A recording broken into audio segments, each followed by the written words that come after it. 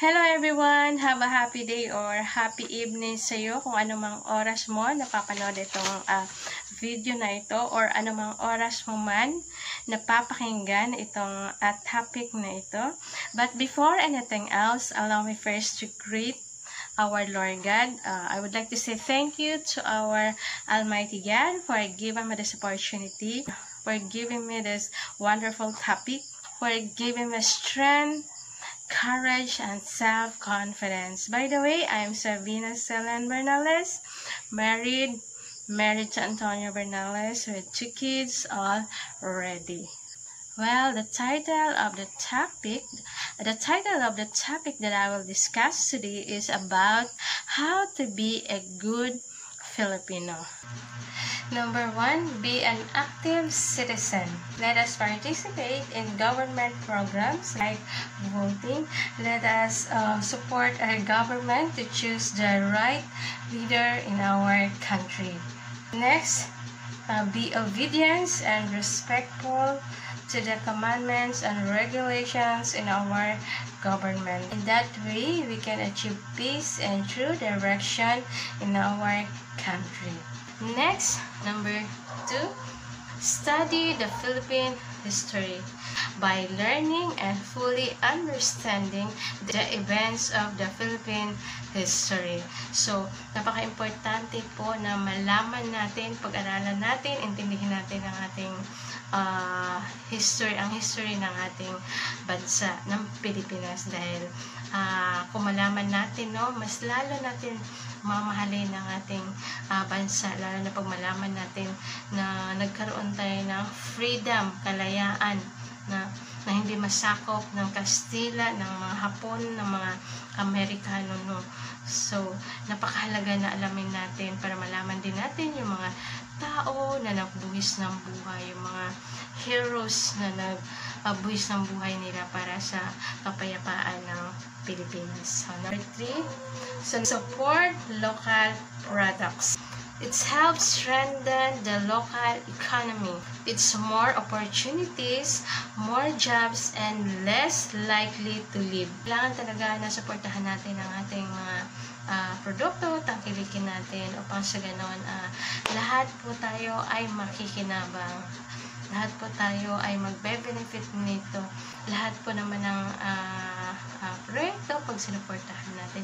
Tayo din ang makikinabang. Like for example, kung lagi tayong bumibili ng product, so nakakatulong tayo sa paglago ng economy, paglalago ng mga negosyo, matutulungan natin yung mga negosyante na kukuha ng maraming empleyado. At saka yung every time na bumibili po tayo ay yung taxes na binabayad natin, yan po ay ginagamit ng ating gobyerno sa pagpapatayo ng mga paaralan, like hospital. So, dyan po kinukuha lahat yung mga proyekto, yung mga binabayad natin sa taxes. Suportahan natin ang ating sariling mga produkto, mga lahat na nanggagaling sa atin ay suportahan natin. Number 4, speak the Filipino language.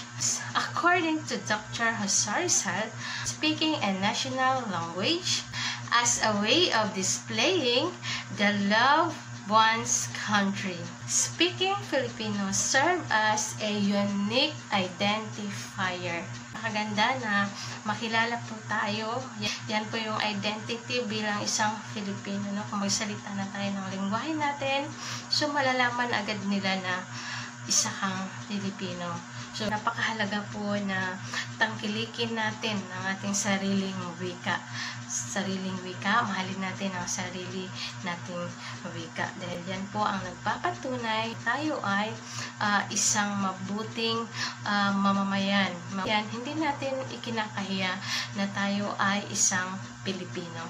Number 5, do not spread fake news. So, sa madaling salita, be honest. So, ito po yung napakagandang katangian as a Filipino citizen. And when we speak honesty, it means that doing things in a right way. As a good Filipino citizen, dapat na magiging honest tayo.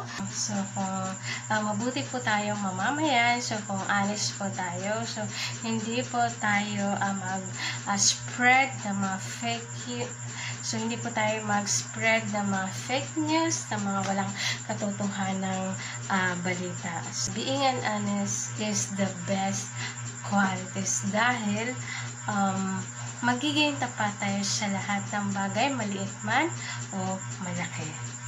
Number 6, love your neighbor as yourself. So, how do we love our neighbor? Be nice to everyone, be kind to everyone. Let us be a good Samaritan by helping each other. Tayong pipiliin ating pakikisamahan. Number 7, love God above all. Mahalin natin ang Diyos ng buong puso, isipan, at kaluluwa natin. So, dahil without God, we cannot win any battles in this world. So, without God, we are nothing. So, kailangan natin na sa lahat ng ginagawa natin, kasama natin ang Panginoon. Dahil ang Panginoon lang ang magbibigay sa atin ng totoong, mabuting qualities. Hindi po natin magagawa itong mga bagay na ito, itong mga binabanggit ko from 1 to 6 kung wala po ang Panginoon. So, dahil ang Panginoon lang po ang kayang mag-transform sa atin bilang isang mabuting tao. Ang Panginoon lang po ang magbibigay sa atin ng lakas, ng katalinuhan, ng talinong, ng intellectual talent, heavenly talent, itong intellectual talent na galing sa Diyos. No? So, maraming matalino, maraming may alam, maraming professional, pero iba yung kaalaman na meron sila. Hindi po galing sa taas. Hindi po yung kaalaman na galing po sa Panginoon. Magiging matagumpay po tayo sa lahat ng ating tatahakin kapag kasama natin ang Panginoon. Dahil ang Panginoon po ang siyang magtataas sa atin. Ang Panginoon po ang siyang lalaban sa ating mga laban. Uunahin natin palagi ang Panginoon, ang kanyang mga batas na sundin, dahil hindi rin po natin masusunod ang mga batas dito sa lupa, sa ating gobyerno, sa ating bansa kung hindi natin alam ang batas ng Panginoon at kung hindi natin alam na may Panginoon. The best thing in order to be a good steward, para magiging mabuting mamamayan dito sa ating bansa, allow God to lead our lives. Purihin ang Diyos, purihin natin ang Panginoon. Praying na sana po lahat po tayo ay magkaroon ng itong number 6 and 7.